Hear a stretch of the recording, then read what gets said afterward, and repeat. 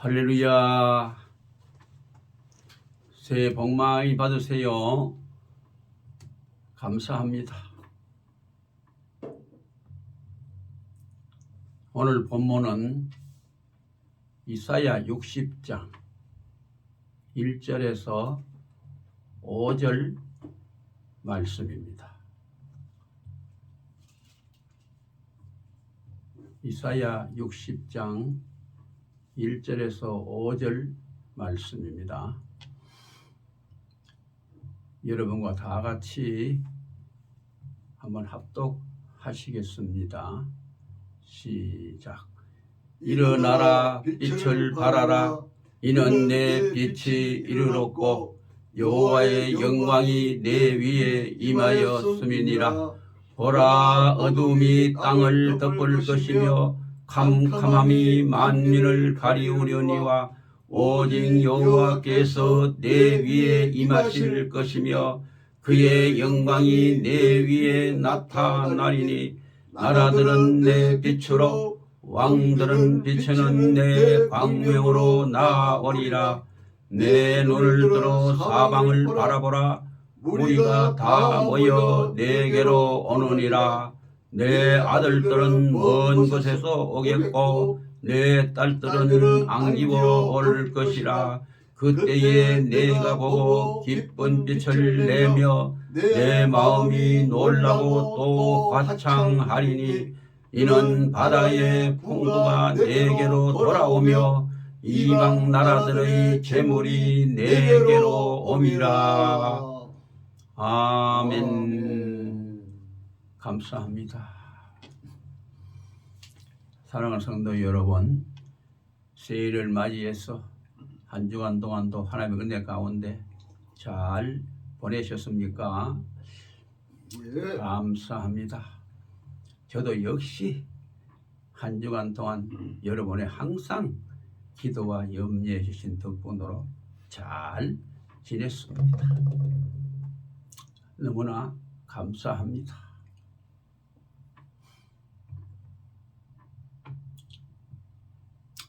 이렇게 새해를 맞이해서 오늘은 특별히 이 귀한 시간에 본문 말씀을 중심으로 해서 일어나 빛을 발하라 라는 이 제목으로 말씀을 여러분에게 드릴 때 하나님의 은혜와 사랑이 충만하시기를 예수님의 이름으로 축원드립니다. 아멘. 아멘. 이사야는 남유다 우시야 왕이 죽던 해인 BC 739년경부터 그 뒤를 이어 요담, 아하스, 히스기야, 므낫세 이렇게 5대에 걸친 680년경에 이르기까지 약 60년간에 걸쳐서 활동한 대선지자로서 BC 680년경에 므낫세의 우상숭배에 결사 반대하다가 톱으로 켜서 순교를 당했다고 전해지고 있습니다. 사실 이스라엘 백성들은 이제까지 정말 그들의 무감각으로 인해서 하나님의 백성으로서 사명을 온전히 감당하지 못하고 영적인 깊은 잠에 빠져서 허우적거리고 있었습니다. 그래서 이제 이사야 선지자는 견디다 못해 하나님의 백성들을 향하여 이사야 60장 1절에 일어나라 빛을 발하라고 외쳤습니다. 일어나 빛을 발하라. 이 히브리어 뜻은 쿠미오리, 즉 이제 깨어나 활동하라. 여호와의 영광을 나타내라는 그런 뜻입니다. 이제 여호와의 구원의 날이 임하였으므로 이제 그의 백성답게 깨어서 마음껏 활동하면서 여호와의 영광을 세계 만방에 마음껏 나타내고 드러내라는 것입니다.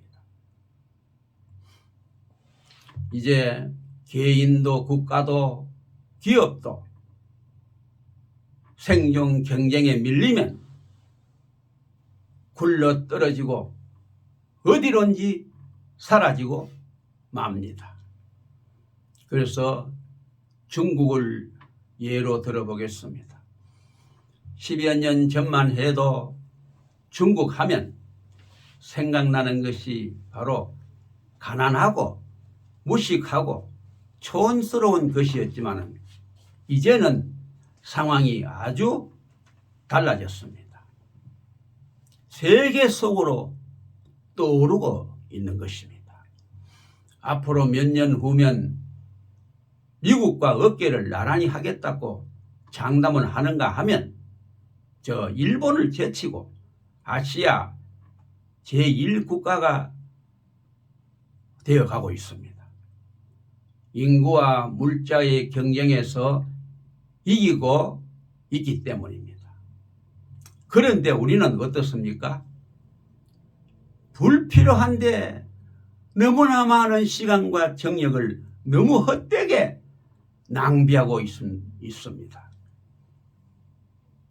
다른 수많은 나라들은 국가 백년 대계를 세우고 무한 경쟁에서 살아남기 위한 생존 전략을 세우고 있는데도 불구하고 우리는 과거로 돌아가 과거를 그냥 캐고 파는데 온갖 국력을 쏟고 낭비하고 있습니다.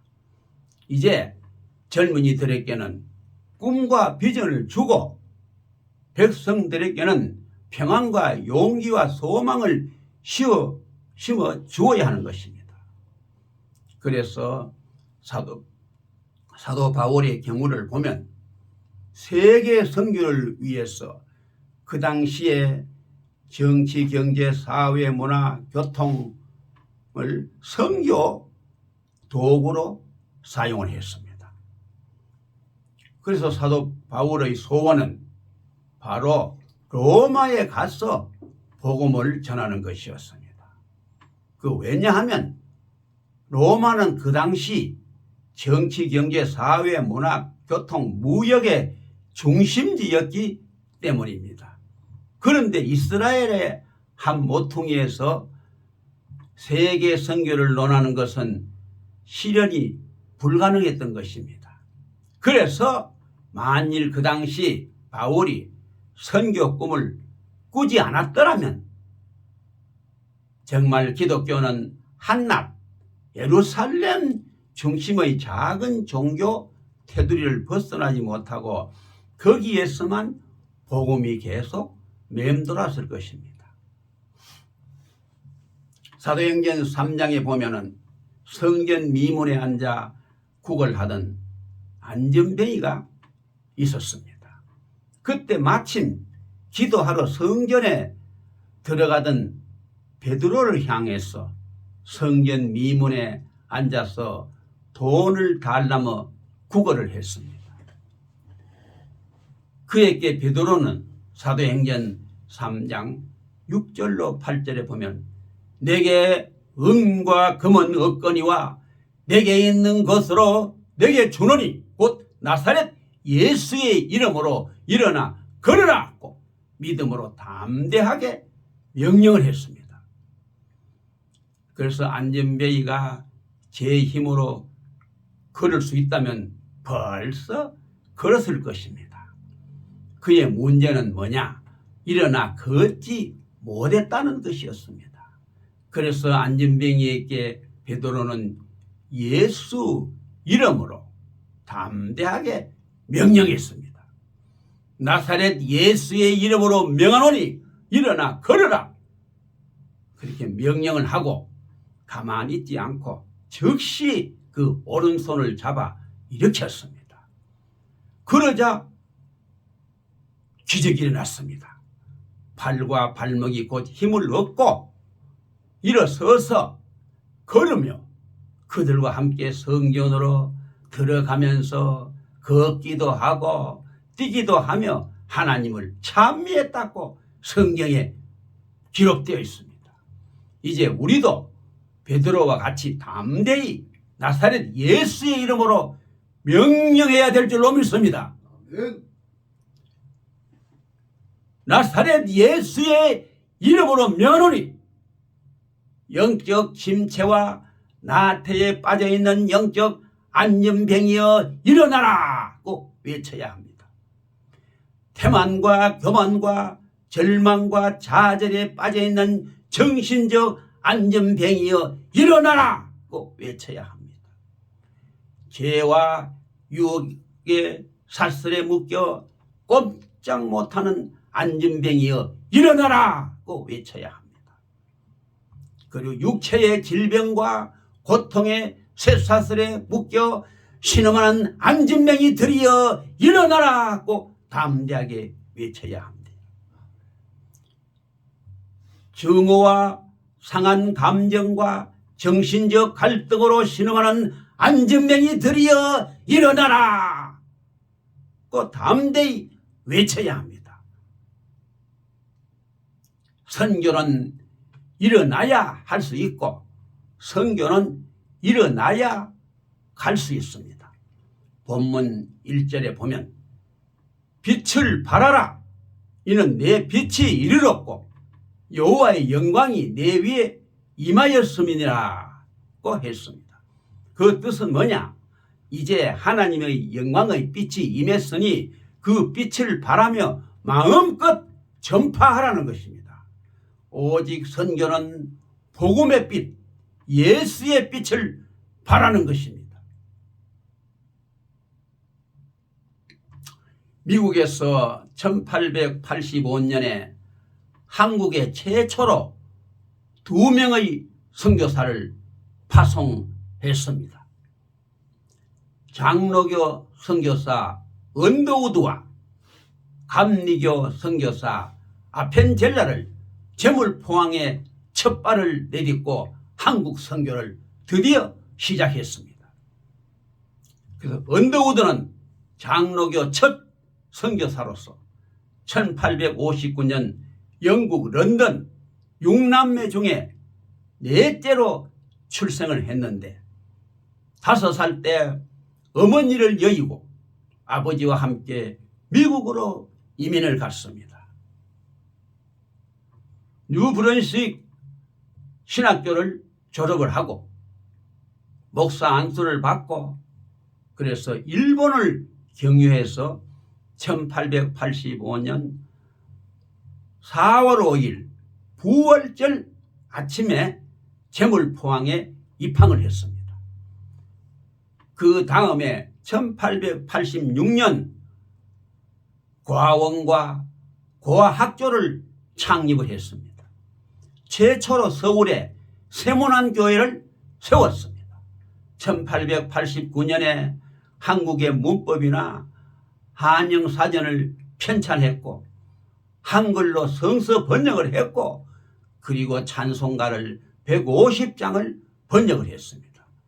그래서 언더우드는 58세 나이로 조선에 온 지 31년 만에 1961년 10월 12일 너무나도 과로하여 휴양차 미국에 갔다가 병세가 악화되어 거기서 소천을 하였습니다. 아펜젤라는 감리교 첫 선교사로 두루 신학교를 졸업하고 1885년 2월 목사 안수를 받고 그 다음날 일본을 경유하여 4월 5일 부활절에 제물포항에 입항했습니다. 곧 제물포 내리교회를 세우고 배제학당과 세브란스 병원을 세우고 정동교회를 창립했습니다. 1902년 6월에 성서공회 위원회 참석차 목포로 가던 중 군산 앞바다에서 해상사고로 순교하기까지 17년간 한국 백성을 위해 선교사로 교육자로 헌신했습니다. 만일 이 두 젊은이들이 한국 선교의 꿈을 꾸지 아니하고 헌신하지 않았다면 오늘의 한국이 어떻게 되었을 것인지 상상만 해봐도 앞이 캄캄하고 아찔합니다. 라이트 형제가 사람도 새처럼 하늘을 날 수 있다는 상상을 하며 꿈을 꾸다가 드디어 발명한 것이 오늘날 전 세계를 일권으로 나르는 비행기입니다. 1908년 한국 교회가 최초로 평양에서 제주도에 이기풍 목사를 선교사로 파송했습니다. 1865년 12월 23일 평북 평양에서 출생을 해가지고 1908년에서 1917년까지 9년간이나 제주도에 복음의 씨를 뿌려 많은 개척교회를 세웠고 1938년 신사 참배의 거부로 말미암아 인해 감옥에 투옥되었다가 초록하여 그 후로 건강이 악화되어 1942년 6월 20일 우황리 교회 사택에서 소천했습니다. 그 후 29년이 지난 1939년에 중국 산동성에 방지일 목사를 선교사를 파송했습니다. 그는 1911년 5월 21일 평북 선천읍에서 방효원 목사의 장남으로 출생을 했습니다. 1937년에 평양 장로회 신학교를 졸업하고 그해 4월에 평양 노회에서 목사 안수를 받고 바로 중국 산동성에 선교사로 파송되어 21년간 활동을 하고 1957년 9월 23일 귀국을 했습니다. 그 후 1958년 6월 영등포 교회 담임 목사로 부임을 했습니다. 70세에 정년 퇴임하고 1979년 6월 10일 영등포 교회 원로 목사로 활동을 했습니다. 그 후 1911년 5월 21일에 탄생하여 2014년 10월 10일 금요일 날 12시 10분에 당 103세로 신촌 세브란스 병원에서 하나님의 부르심으로 소천했습니다.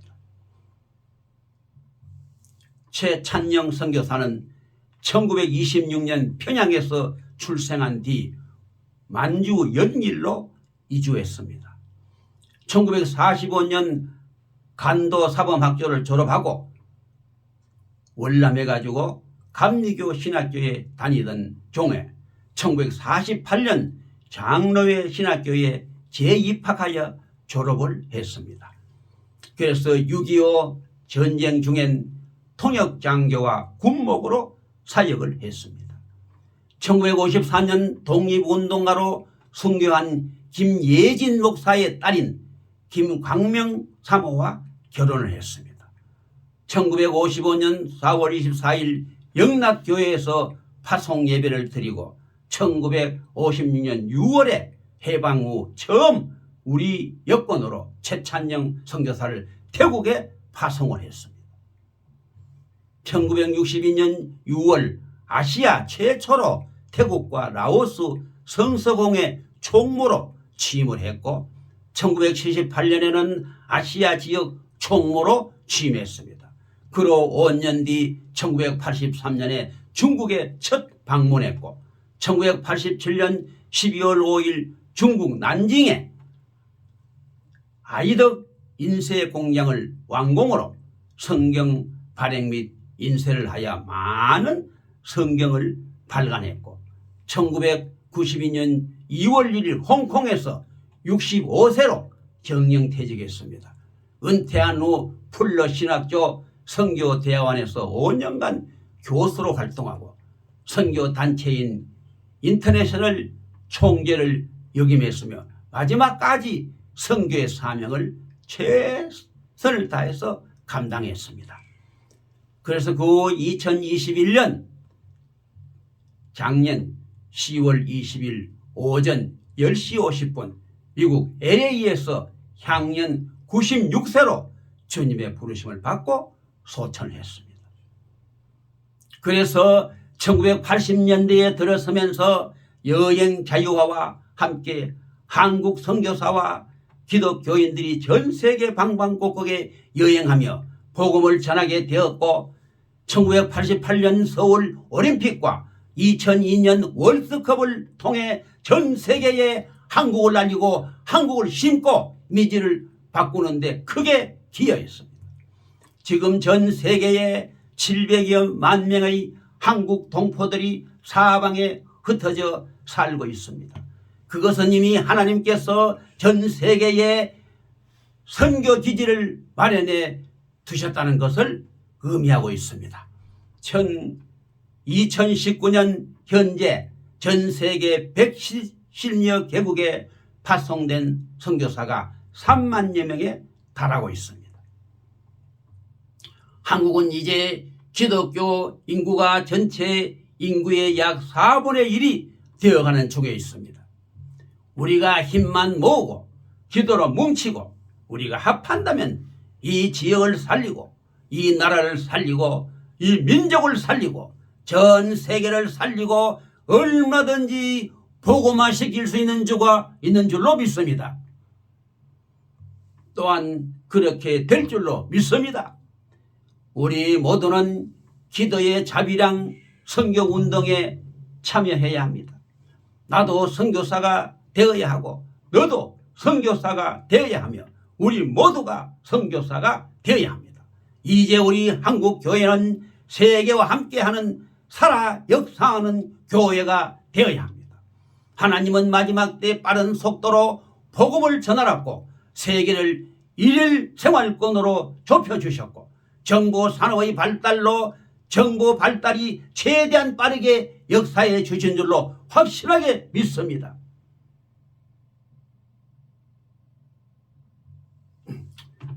그래서 우리 주님이 전 세계 만방의 수많은 사람들에게 선교하라고 지금도 부르고 계십니다. 마지막 때 선교에 불타는 사명을 우리 모두에게 불어넣어 주신 줄로 믿습니다.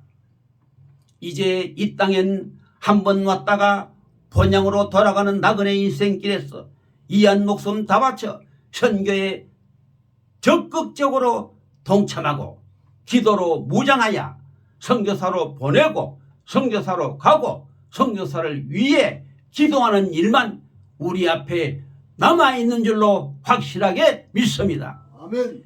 이제는 복음이 미국에서 한국으로 와서 이제 여기서 한판성을 벌리고 복음의 꽃을 활짝 피워 기독교 복음과 공산 지하의 악당과 마지막 한판성 즉 성령과 악령의 마지막 대결투의 한판성 영적 싸움에서 하나님의 도움으로 반드시 대승리하여 북한을 복음화시키고 이어서 옛 우리 땅인 만주의 삼성 즉 흥룡성과 길림성 연영성을 되찾고 다시 복음의 밝은 빛은 북경으로 해서 남경으로 해서 저 티베트 공원을 넘어서 서경을 지나 인도를 지나 이슬람을 지나서 결국 백두 예루살렘에 이르게 되면 마태복음 24장 14절에 천국 복음이 모든 민족에게 증거되기 위하여 온 땅에 전파되리니 그제야 끝이 오리라는 성경의 약속대로 예수님이 재림하시면 계시록 21장 2절에 하나님의 신실한 약속대로 거룩한 성이 하늘에서 내려와 새 예루살렘 성이 이루어지게 될 줄로 확실하고 분명하게 믿습니다. 아멘. 그럼 이제 낙심 말아라 그 4절을 부르고 마치기로 하겠습니다. 십자가를 진 후에야 부활 늘 축복하며 미란 돌은 썩은 후에 열매를 맺느니라. 난관역경 뚫고 가 백전불굴 싸우면 하나님은 승리관을 내게 내려 주신다. 아멘. 이제 마지막으로 우리 모두 교회와 함께, 이웃과 함께, 민족과 함께, 나라와 함께, 세계와 함께 우리의 모든 힘을 합하여 힘차게 일어나 예수의 빛을 바라며 예수의 향기를 날리며 세계 복음화에 최선을 다하여 우리가 전적으로 기도하고 믿음으로써 선교함으로 세계를 복음화시키는 우리 모두가 다 되시길 우리 주 예수 그리스도의 거룩하신 이름으로 간절히 축원을 드립니다. 아멘. 기도하고 이렇게 마치기로 하겠습니다. 어제나 오늘이나 영원토록 동일하게 살아계셔서 우리들의 생사 화복을 주관하시는 참 좋으신 우리 아버지 하나님 아버지의 은혜와 사랑을 진심으로 감사를 드리고 찬양을 드립니다. 주여, 이제 이 나라와 이 민족과 한국 교회 위에 불같은 성령의 은혜와 불같은 성령의 폭탄을 터뜨려 주셔서 다시 한번 힘차게 일어나 복음의 빛을 발하게 도와주시고 예수 사랑의 은혜의 단비를 소록빛처럼 퍼부어 주셔서 이 민족의 복음화를 하루빨리 이루어 주시고 나아가 이 민족을 통해서 전 세계를 복음화시킬 수 있도록 주여 성령의 불로 뜨겁게 역사하여 주시고 두 손 들어 축복해 주시옵소서. 우리의 기도를 이루어 주실 줄로 확실하게 믿사옵고 우리 구주 예수 그리스도의 이름으로 간절히 기도드리옵나이다. 아멘. 할렐루야.